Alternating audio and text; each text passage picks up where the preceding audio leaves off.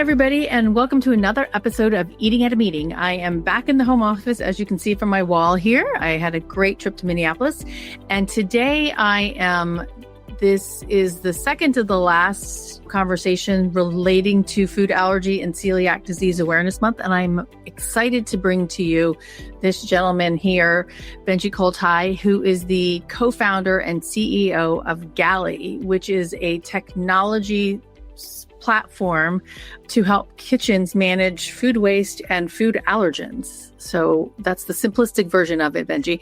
So welcome to the show. Awesome. Thank you for having me, Tracy. You're welcome. Okay, so the title of this show that I made it is Recipe First, People Always. Rethinking food safety from the inside out. So I really want to talk first about what recipe first, people always means. Can you explain that? Yeah, sure. So I would say the recipe first part comes from our core belief that everything in the food system leads back to the recipe. Mm-hmm. So we see the food system as having three parts. There's the supply chain, there's kitchens, and there's consumer of that food. And all three of those pieces, the supply chain, the kitchen, and the end consumer, ultimately revolve around recipes. So what we eat as consumers of the food system are prepared meals, usually. And those prepared meals are what we call a recipe. And those recipes drive what kitchens, whether it's your home kitchen or a restaurant or a hotel kitchen or whatever it might be, a caterer, those kitchens prepare and purchase from the supply chain based on those recipes. And so when we say recipe first, we have a belief that if you can digitize recipes and represent what is actually happening in the kitchen in the most accurate way, including trim yields and all the complexity that goes into a recipe, losing of, goods because of evaporation, you can then create a digital platform that accurately represents the food system in its entirety. So by starting at the recipe, you can then move to menu planning and nutrition and costing and inventory and procurement and all the things that every kitchen does, no matter what the business model is. So that's the recipe first part of it. The people always part is that ultimately the culinary world is about people. It's about serving people, and it's about the creativity of chefs. And so the goal of our software platform is not to take away control, but it is to empower the people involved in this value chain. So whether it's the consumer and showing accurate allergens and accurate nutrition information, because that all flows from the recipe, or the culinary worker who is sort of overwhelmed by all these tedious tasks of copy and pasting out of a spreadsheet into a label template, or manually calculating nutrition, or trying to figure out what the allergens are. We want to automate all of that, because ultimately the goal is to allow that person, that culinary professional who went into the culinary world not to manage spreadsheets and do math calculations, but to create beautiful food that tastes amazing, that looks amazing. And so focusing on the people and building technology that really supports the people and takes on a lot of the tedium and the burden of running a culinary operation.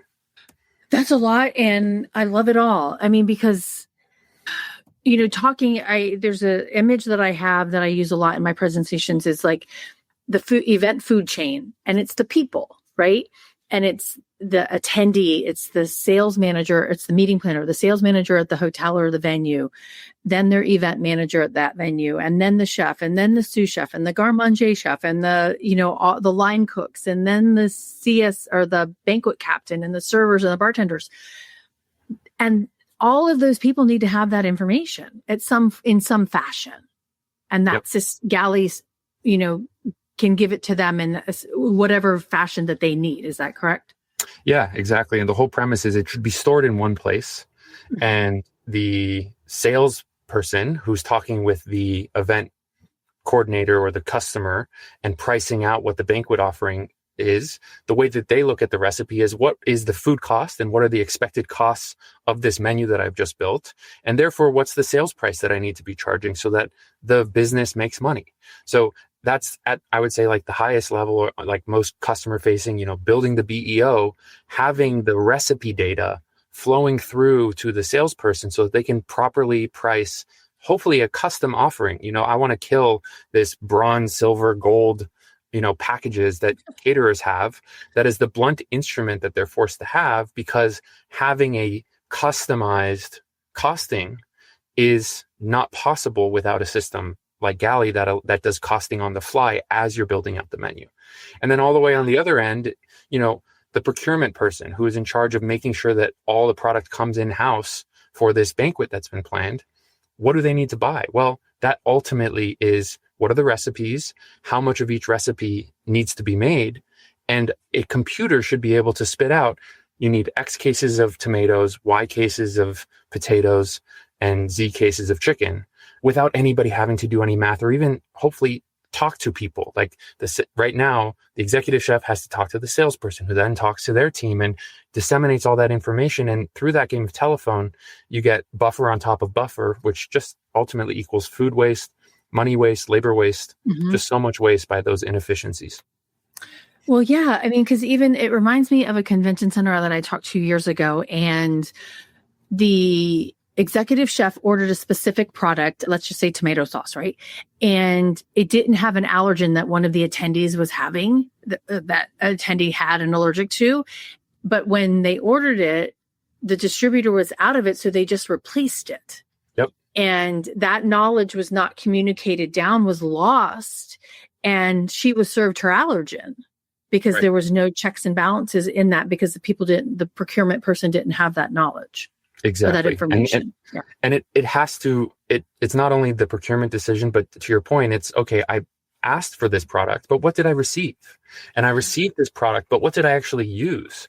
Because maybe I received it in-house, but I had leftover tomato sauce from another event and I actually used that instead. So even if the one that you got complied with your allergen requirements, is the one that was used during production, that one. So you need a system that has, from recipe and planning, all the things that we were talking about, through to what we call the operational workflows: procurement, inventory, and production. And if you don't have that full chain, you're not able to tell your end consumer, I can promise you that from this production run, these are the allergen profiles of the dishes that are being served to you, because they might change when the vendor decides to make a substitution.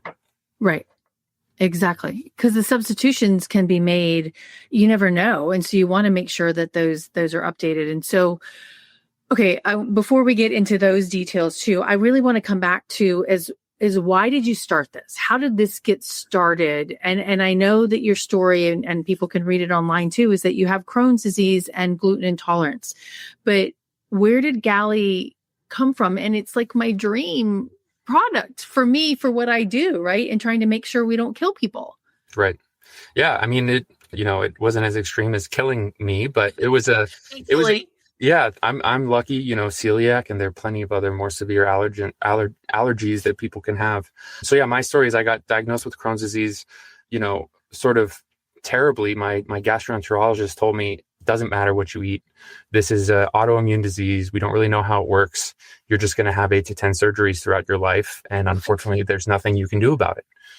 And so I was, a sophomore in college when I got this diagnosis, and I was like, all right, well, I guess that's my life now, and just continued on living. And sure enough, when I graduated with a computer science degree, I went out to Silicon Valley and started working, and all the stress of getting into the real world led to my first surgery. So I had 8 inches of my intestine removed.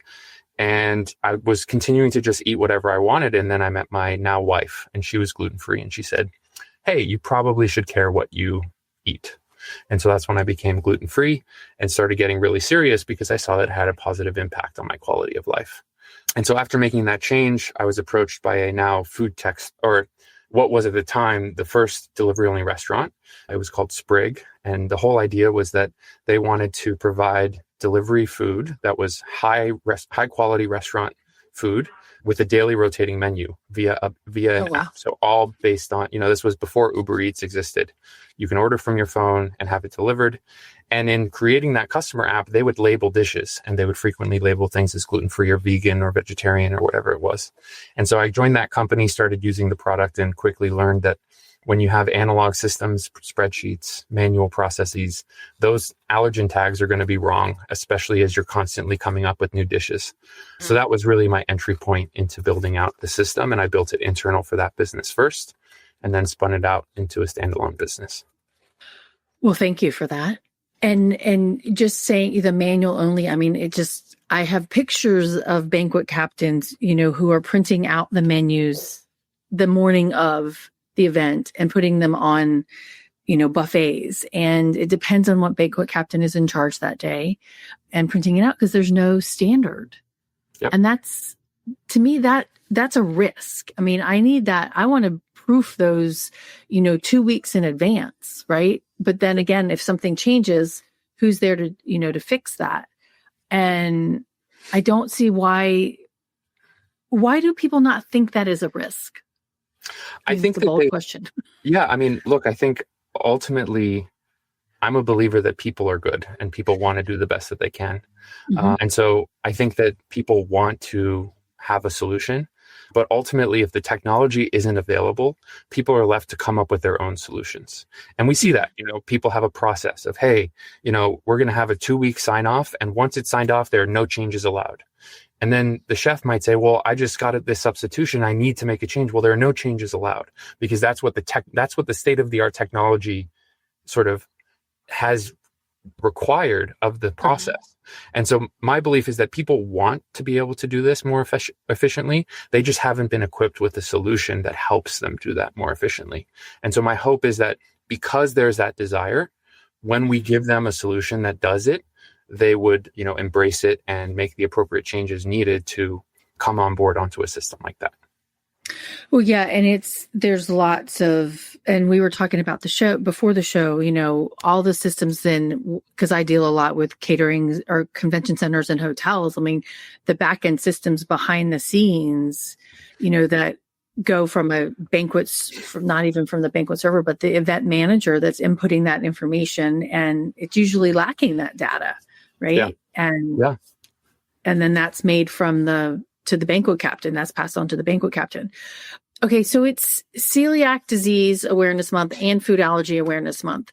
Can you talk about how Galley makes it safer for individuals with food allergies and other medical conditions like Crohn's? I mean, how does it help the people who are making those labels, I guess I should say? Yeah, for sure. Well, I'll actually use an example from one of our customers. We have a customer who provides food service at colleges and universities.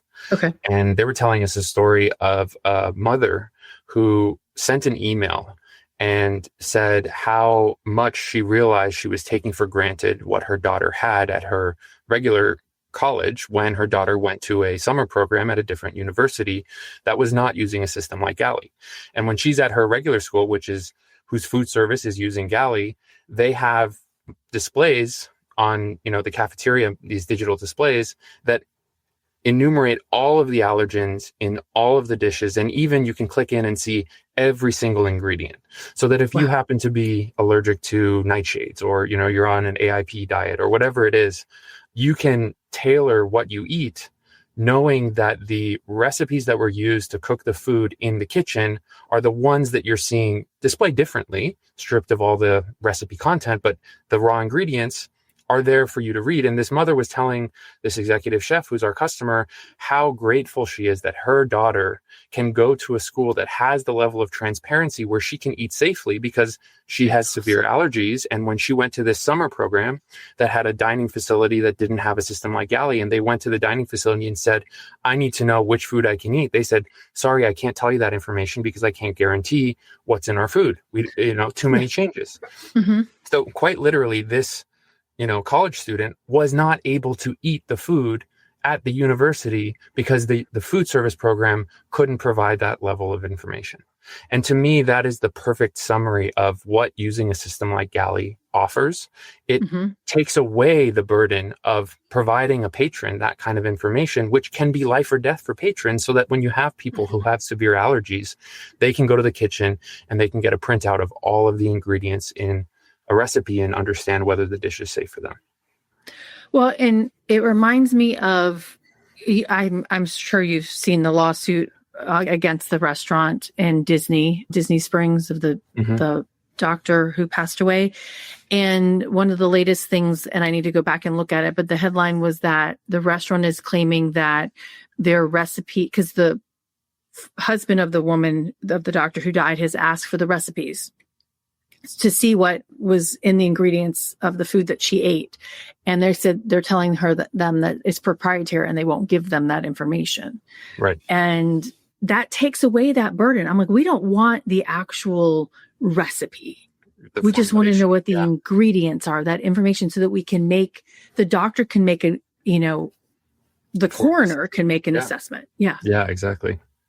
Yeah. It's tragic that it's not just standard. And so that's our vision, is that more food service businesses that use any system, it doesn't have to be Galley, just a system that automates this process, can provide to the consumer, even if it's, hey, I'm not even going to give you the ingredient list. I'm going to tell you the allergens that are in it, or you tell me what you're allergic to and I'll tell you yes or no, whether it, so we can have both. The consumer can have the transparency they need, and the food service company can protect their, sacred IP.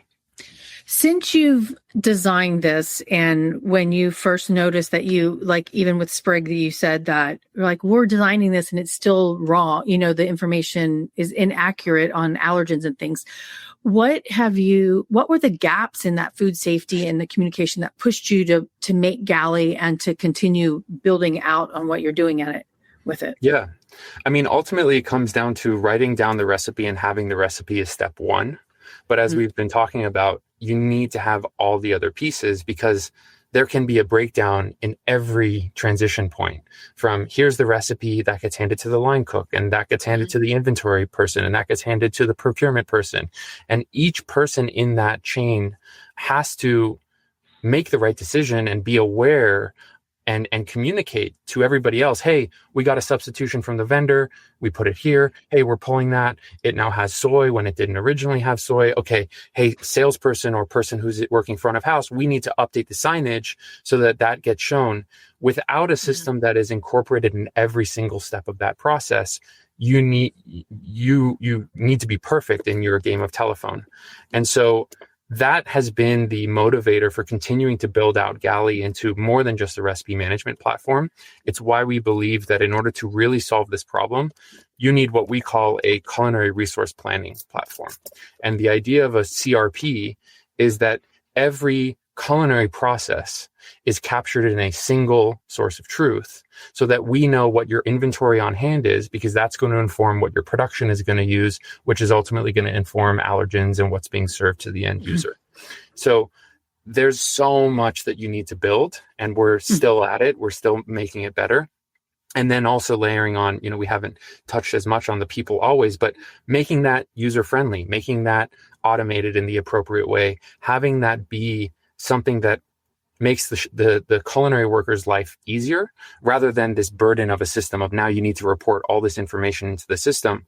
The ultimate vision for Galley is to leverage AI to watch what's happening and passively pull out all that information to say, hey, I just saw you pull off the, Anna's or Annie's ketchup off the shelf. And I'm watching you make, the meatloaf. And so I know that you're using the Annie's ketchup in this production run of the meatloaf. And you didn't have to tell me that, but it's keeping track of all that data. Mm-hmm. Well, and that also reminds me too of an event I was doing, and it was a peppadew pepper stuffed with cheese on it, whatever. And it comes out, they say it's not gluten-free. And I'm like, why is it not gluten-free? They're like, because it's served on a crostini, or it comes out served on a crostini. I'm like, this BEO didn't say that.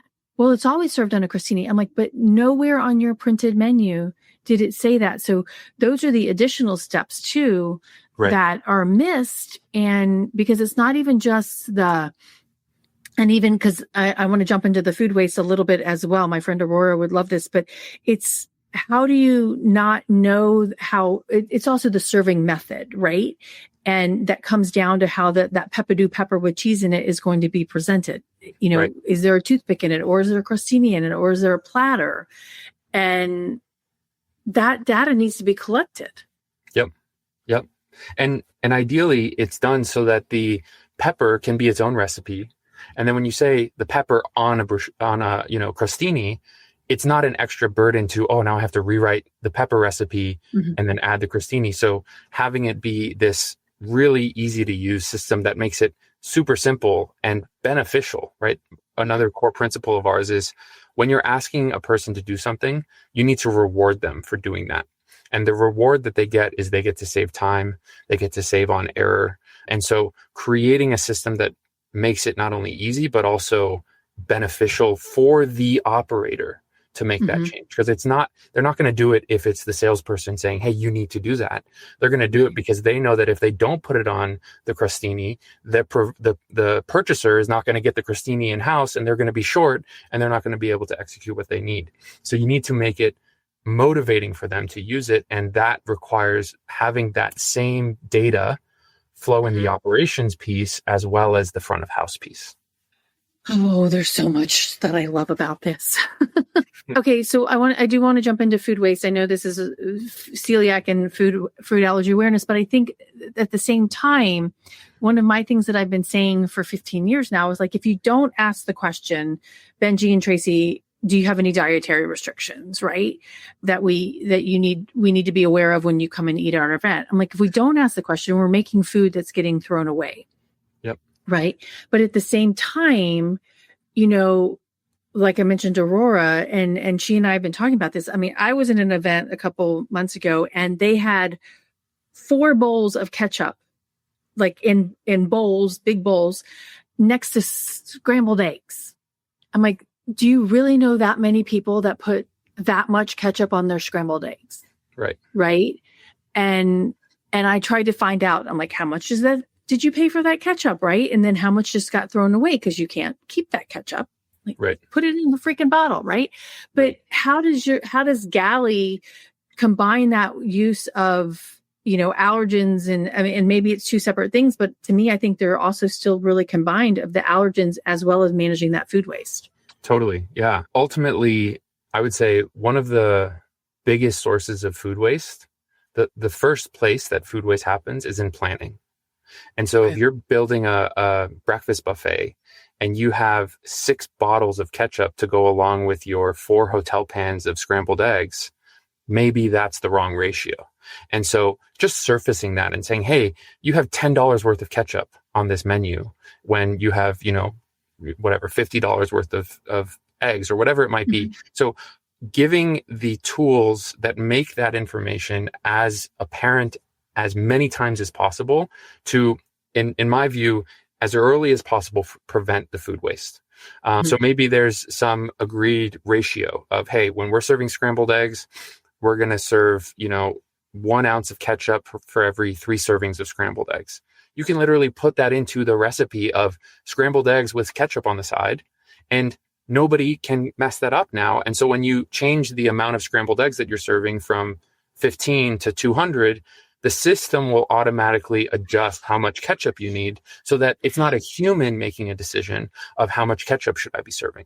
So the whole idea is create a system where you put this information in once and then allow the system to do the math, because humans are really bad at math in general. And so when you do that, that's one example. And then it comes down to purchasing. Okay, so today when a food business doesn't have a system like Galley, how do they purchase? They just make sure that they have plenty. And if they have too much, that's fine. I'd rather have too much than have too little and be short and not serve, all of my patrons. Well, with a system like Galley, you can actually get really specific about what you need to the, ounce, because Galley does all the scaling, all the calculations for me. And sure, you can still have some buffer, but it turns this whole par-based purchasing into what we call demand-based purchasing that gives you a much more specific, targeted shopping list for then the purveyor and the inventory people to make sure they have in-house. So the whole principle is create this single source of truth and allow the system to do all the decision making of how much you need, what do you need to buy, what do you already have in-house. All of that is supported by the human to just minimize all the places where this food waste error comes in, from planning all the way through to the actual procurement. Okay, so I'm going to say I think there's a lot of AI in that, right? In doing that math computation. And I mean, we still need the human input of like, hey, I've got 10 bottles of ketchup in the, in the refrigerator. Although Robert, and I forgot his last name off the top of my head, but he's helping manage food waste on cruise ships through AI technology and things. But so how has Galley I know I've read it. So Galley is using AI to support chefs and the kitchen teams. How is that approach being taken by the chefs and being accepted by the chefs to understand that, and different from other food service technologies that are out there? Yeah. So we think of AI as the full spectrum that is AI. I mean, for the last couple of years, AI has meant generative AI, ChatGPT, hey, you're talking to a Siri. AI system. Yeah, exactly. In a way, math is also AI. A calculator is artificial intelligence. It's really good at doing math. It's not a human doing the math. And so I would say right now, the majority of our AI is simple math. Although it's simple for a computer, it's way too complex for a human. So going from, I need 5 red scoops to how many grams is that, to how many bottles is that, to how many cases is that, that's sort of a math equation that is programmed into Galley as an algorithm. And we just run that on behalf of the chef. So there's no hurdle for a chef to say, oh, well, I don't want that, AI to run. Well, it's the math that you would do anyways. We've just turned it into an algorithm and automated it, and it's just going to spit out, here's how many cases you need to buy. That has been like the majority of our intelligence so far. And then there's definitely all the new stuff of generative AI, vision, voice, and we have some of that built already. So for example, you can go into Galley today and you can say, hey, I need a gluten-free Mexican chicken dish. And it will generate for you a recipe for you to start with. And if you're an R&D chef, that can save you a ton of time filling out, the bare bones of a standard, whatever, chicken mole or whatever it might be that you're making. And you can do your tweaks and you can take it to your workbench and you can make it your own, but it gives you 80%, it's very similar to what ChatGPT does if you're trying to write a blog post or whatever it is. Right. It helps you with that process. And so that's what we're going to continue to build out, is leveraging AI to make the processes and the workflows that are happening in Galley faster, more efficient, more natural language. Hey, I want to build a banquet menu that has 5 entrees and I need 2 of them to be gluten-free and it's a Mexican theme, and it can spit out from your recipe catalog, here's your menu that has all the things that you've told me, all the constraints that you've needed, and I've put it together for you. Oh my gosh. That would be so great for just meeting planners to say, hey, chef, can you do this? This is what I want. I mean, and I have an event coming up. I'm going from New Orleans theme to Baltimore theme to a late night theme. How can I tie all of those together, and to make a cohesive one night event with 4 different, food functions? Yep. Okay. So what have you seen? What results have you seen from your clients in numbers wise and using Galley? How much has it saved them? How, do they have stories besides the chef that you talked, like this woman, it's like clear, like my daughter's got food allergies and she can eat safely, but what other kind of data can you share that Galley has proven to help them? Yeah. So one really great data point that we have from some of our customers anecdotally, food waste. We've heard 30 to 40% reduction in food waste from our customers. Wow. And that's how much food waste we have. Well, so it would be a 30 to 40% reduction. So it's not taking it to zero. Right. Okay. Yeah. So like if they were wasting, if they were wasting 30%, now they're wasting 20%, something like that. Mm-hmm. That math. Yes, exactly. So, that's one huge thing. And then ultimately that translates into, I would say on average, 2 to 3% saved on food costs. So that's total points, right? So like if your food cost percentage is 33%, going down to 30% or 31%. And these are, in our view, that's like the core, that's one of our core like ROI metrics is how can we decrease the food cost percentage, the spend on food relative to revenue, because that's ultimately like the margin definition of a food service business. Yes, there's other costs, there's labor, there's other fixed costs on top of that. But ultimately, the food waste prevention, dialing in the needs, minimizing the waste, ultimately leads to bottom line real economics for these businesses. And then on top of that, we've had many of our customers have top line impact from adopting Galley, whether it's just like quality perception and an increase in value. So that same customer that I was talking to you about had students come up to them and say, what changed in the kitchen? Why is the food so much better? Wow. Between before Galley and onboarding with Galley? What happened is that the chef spent less time behind a computer and a calculator and more time making food. And so there is a real, although it's hard to quantify, a real increase in the quality of the food. It's seasoned better. It tastes better. And then that ultimately leads to revenue, right? So they can go to another, university that they're trying to win as an account. And they can say, look, I can give you full transparency of our menu. We have the highest quality and we're going to meet we can match the cost because we're able to provide a higher quality product at the same cost as some of our competitors who have, more food waste and more operational issues that they then need to throw labor at and can't spend as much on the food. So, from top line to bottom line, we've had our customers report significant impacts on their business. And it ultimately unlocks more profit and more top line revenue because they're able to scale their operations. They're able to do more events. They're able to open new locations because doing that is as simple as just clicking a few buttons in Galley. They don't have to copy and paste the spreadsheet and all the manual processes that they're using to run this one kitchen. Now they need to duplicate those manual processes for another kitchen that they're trying to spin up. That's mind-boggling amazing because it does come down to revenue, right? And I've always said, the stat that I use from Gluten-Free Passport is that 91% of your customers will come back when they're treated with respect and fed well and safe. And then Shandy from Certistar is like, hey, if your menu, people with celiac disease or allergens, their bill is this percentage less than the other person's bill. But you've got these students and customers saying, hey, what got better? Right. It's technology that helped them do that. Like that impact of revenue is huge. Yeah. It's really amazing. And ultimately, the last thing I'll say is quality of life. I mean, we would send out a stress survey.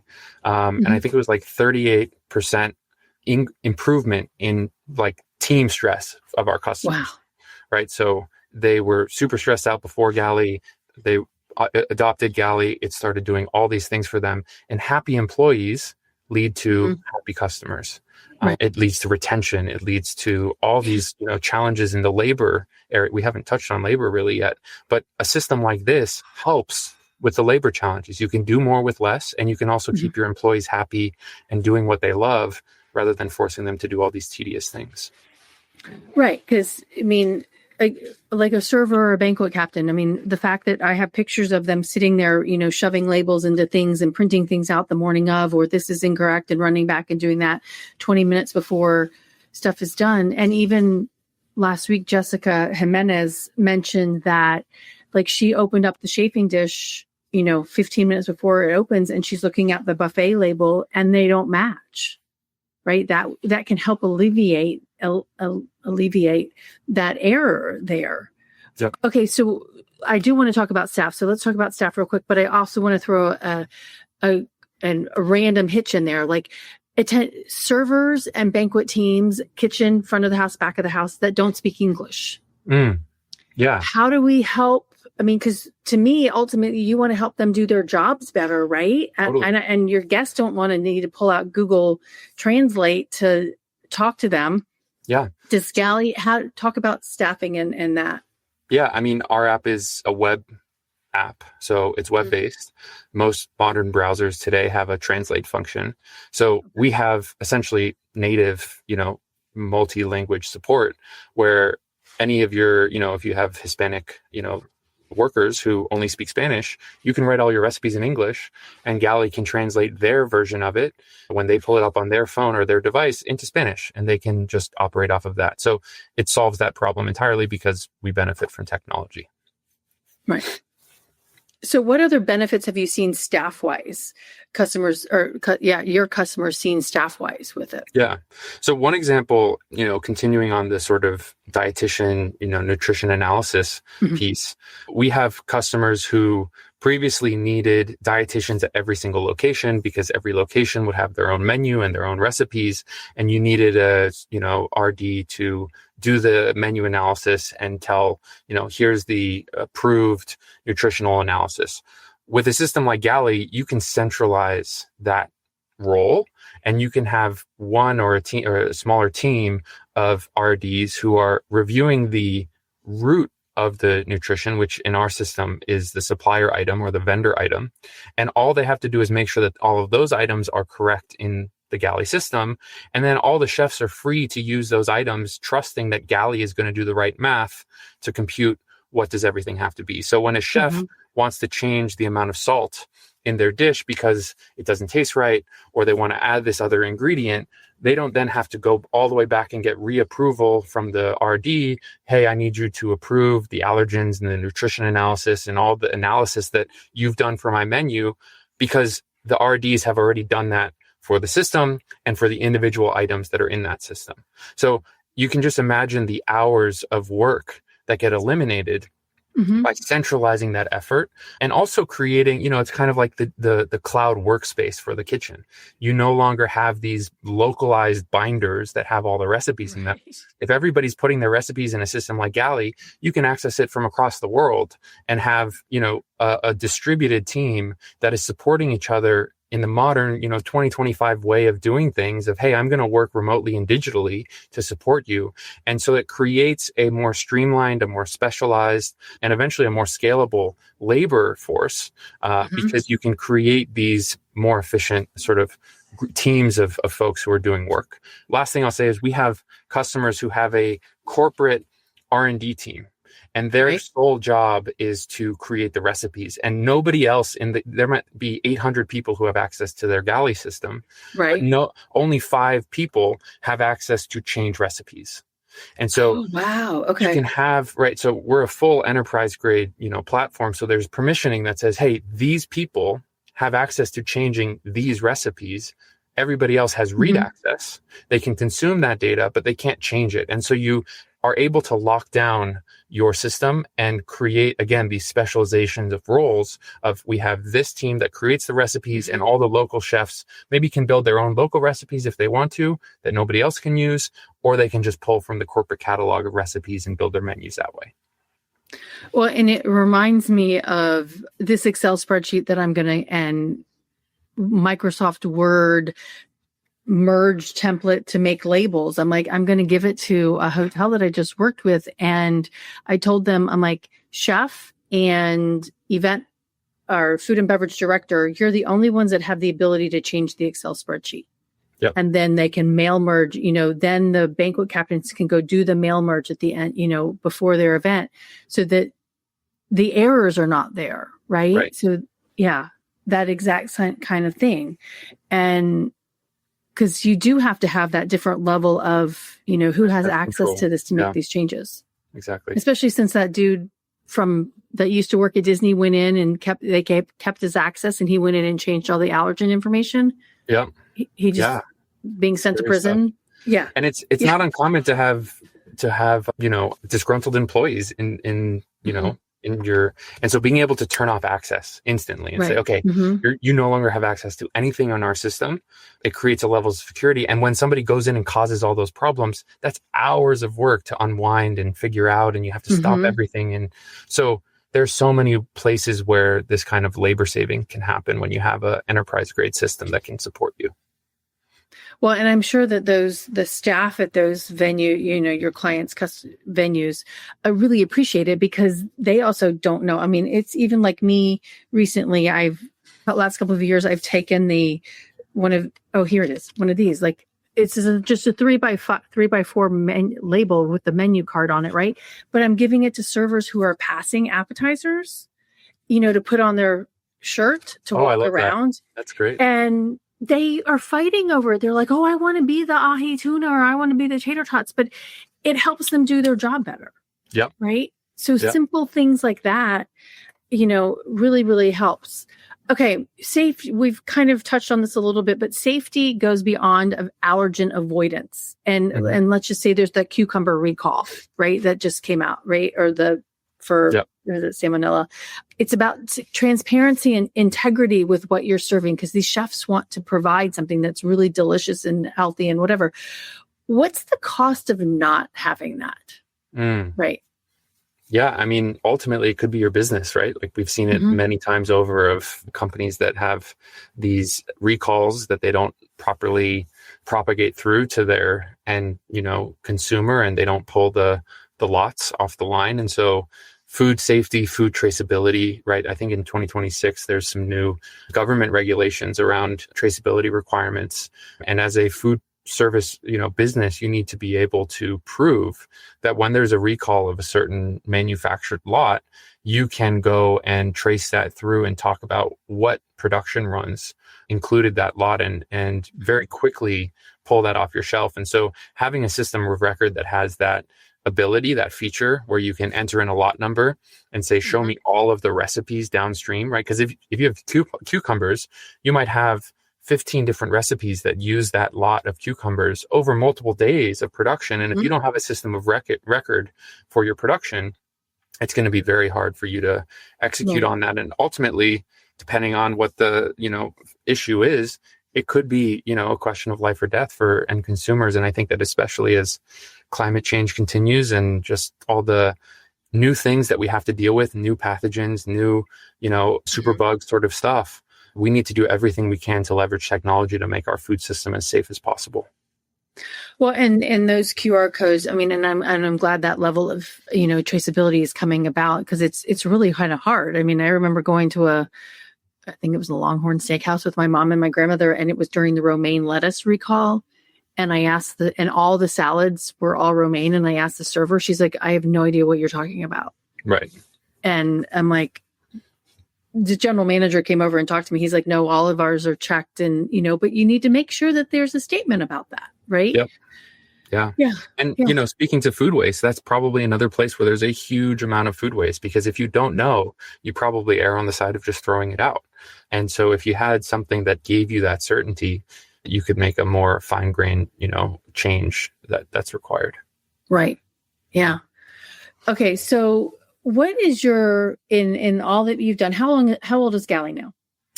We've been around for 8 years. Okay. And I think I met you like 5 years ago at Cater Source. Yep. And I saw them again at Cater Source this year, your team. What, in all of the work you've done in this 8 years, what is the most underrated or overlooked fix that could make a big impact on food safety and inclusion at events and hospitality? It's going to come back to recipes. I mean, we talk to so many businesses that say, oh, we don't use recipes. We don't need recipes. We don't have recipes, right? We're talking to kitchens and they say, we don't have recipes. Well, that just means you don't write it down. It's in your chef's head. And then we ask them, okay, can you just explain it to us? And we'll have the AI generate it. And, sometimes it is economic. We had somebody on a sales demo tell us their recipe, and we asked them, okay, how profitable do you think this dish is? Well, we probably make like $2 every dish, every time we sell it. And we imported it and updated the most recent prices for their ingredients, and they were losing like 80 cents every time they sold it. And so it's that sort of stuff that's like so basic and so underappreciated, that not only has an impact on the financials, but then also can have an impact on the safety and the allergens of like, hey, you didn't know that farro that was my big trigger at Sprig, was like they had a farro salad and they marked it as gluten-free because it's a salad, and whoever was clicking the checkbox for gluten-free didn't know that farro is a glutinous grain. And so it's just that level of like awareness and responsibility that's put on people to do the labeling. When a human is labeling your allergens, you have a big problem. You have a big risk from a safety and liability perspective. And you should delegate that to a system where, sure, maybe the human is labeling the ingredients, and hopefully they're a certified human, and hopefully there's a system that's supporting them and validating that. And if we see an ingredient called farro and it's not labeled as gluten, we're going to recommend that you label it as gluten, because even though you might not know that it's gluten, we know that it's gluten, and we have this ever-growing database of these examples. So, maybe unsurprising that my answer to your question is recipes, but I think that is the most underrated and most impactful thing that a lot of food service businesses overlook. Well, and no, I appreciate that. And I'm just thinking, and I haven't watched it, but that show Nona with Vince Vaughn, that's all these grandmothers like passing down their recipe, but we don't know what their recipes are because it's in their brain. And we always complain about not knowing how my grandmother made her succotash because she never wrote it down, and we all want it. And she's no longer with us, Yeah. Yeah. And, luckily now you can take a video it could be a complete, without any words, or you could just have a conversation. You could record a phone call and say, hey, can you just explain to me how you make that succotash? And there you go. You've written down the recipe because you send that into our AI system. It turns it into a recipe. And now you at least have a starting point. So yeah, getting that unstructured data into a system has, I would say, historically been a big burden. Oh, well, it takes me a lot of time to write down the recipe and so on and so forth. But now with the benefit of generative AI, we can really support that process and make it much easier to do. Yeah. Oh my gosh. And scaling it and saying, okay, I have 10 people, but now I'm going to have 50 people. Exactly. And going back to that guy that you showed him that he was losing 80%, did his chin just hit the floor? Yeah. I mean, they were like, all right, we're taking it off the menu until we figure this out. It's those instantaneous decisions that you can make when you actually cost out your dish, which most, chefs don't do ever. And if they do, it's like once every 3 years, because it's just so hard to crunch all those numbers for every single item in every single dish. Right. Galley does it instantaneously. You put in the recipe, you get your cost. Well, and it just reminds me now of why Boston, Simon, who's director of operations for there, and there's a venue in the UK, because they had to start putting all the nutrition information on there because the UK requires that. And they took items off the menu when they looked at how caloric or bad they were, because they had never done that analysis before. They're like, holy crap. Yep. And so just having that knowledge, nutrition wise, allergy wise, food waste wise, it's huge. And then also having the tools to make the change. So like if you put in the nutrition and you see, oh, wow, the fat is way off the charts here.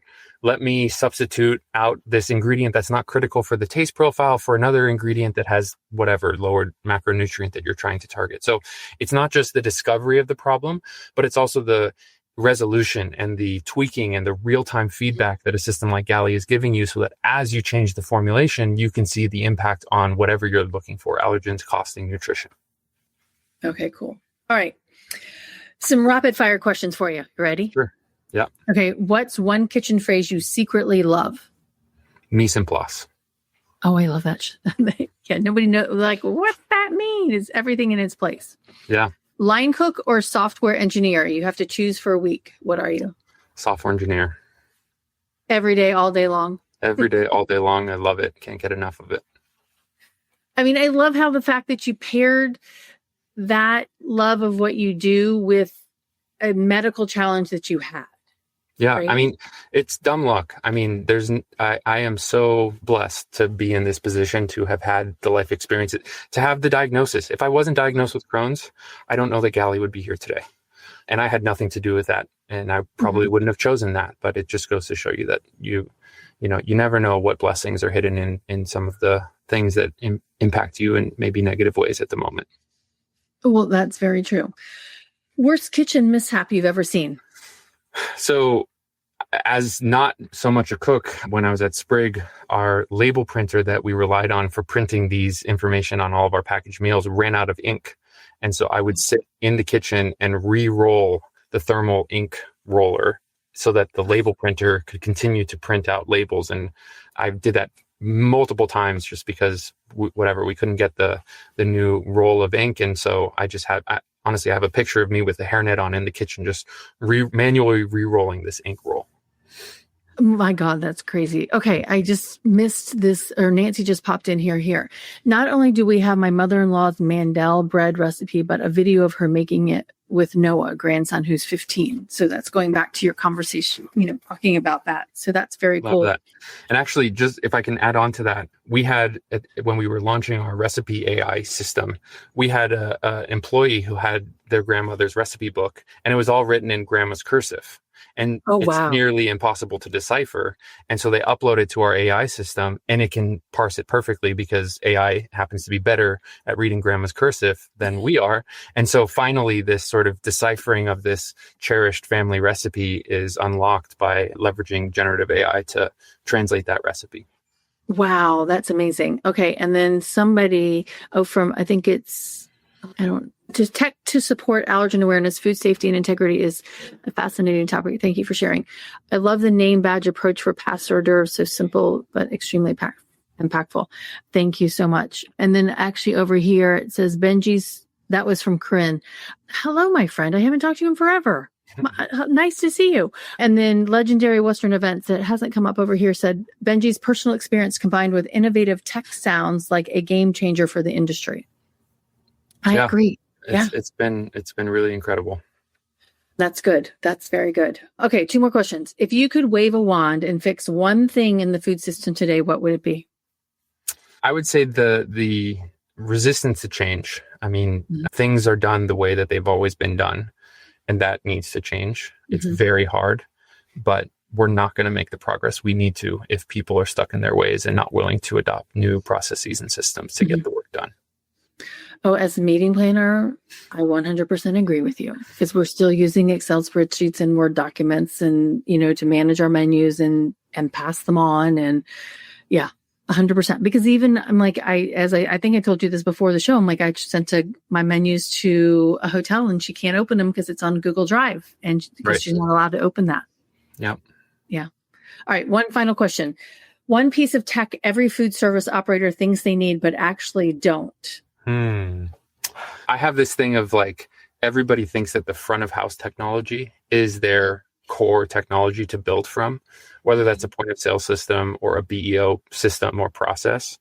And while it definitely makes the revenue generation part of the business efficient and effective, there's far more benefit from digitizing the back of house, maybe even first, and building from that digitization rather than trying to build backwards, as I call it, building from the roof down. You have to build from the foundation up. Right. And having that mindset of like, oh, well, it needs to plug in with my point of sale, or it needs to plug in with my, front of house system, whatever it might be. And if it doesn't, I'm not going to talk about it or explore it. There is so much opportunity for improvement in the back of house that will actually unlock value for front of house.